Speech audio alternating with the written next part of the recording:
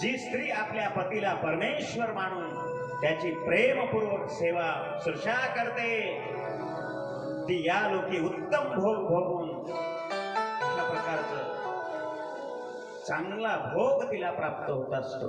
पुढे पतिव्रता स्त्रीनं पतीचं भोजन झाल्यावर आपण भोजन करावं. कोण कोण करते? पतीचं जेवण झाल्यावर आपण जेवण करायचं. सगळ्याच करतात. इथं करतात मला, कारण मी बघायलो आमच्या इकडे लय बदमाश बाय आहेत काही काही.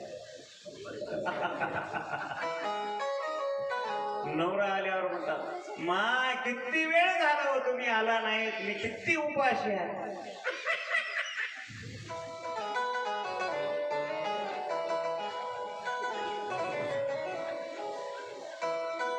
नवरा बाहेर गेल्यावर हिला खाऊन बसल्याशिवाय राहिला. नवरा आल्यावर माय मी किती उपास धरलाय बघा, मला चक्करच आली. काय करा, चहा करा, तुम्ही घोटभर घ्या, मलाही घोटभर द्या बघा. मला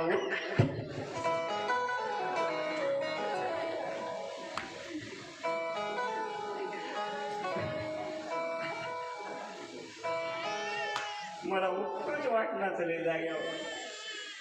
आणि काय काय खाली सांगू काय सकाळपासून. वाटणं केळं आलते, 6 केळं खाल्ली, उसळ खाल्ली भगोनभर, पुन्हा भगर करून खाल्ली एवढा, चिप्स तळून खाल्ली,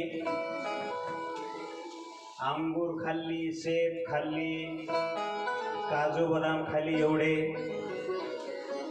आता एवढे म्हणजे कमी आहे त्या पाव किलोच्या वरी.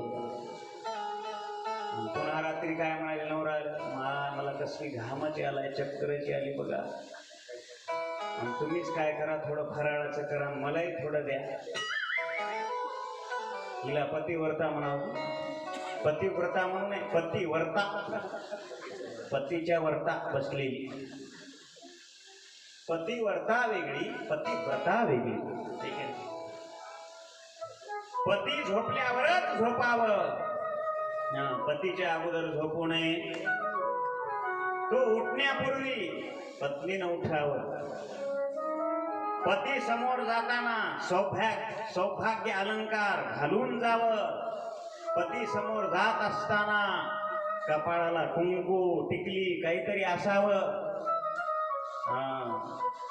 मोकळ्या कपाळानं पतीकडं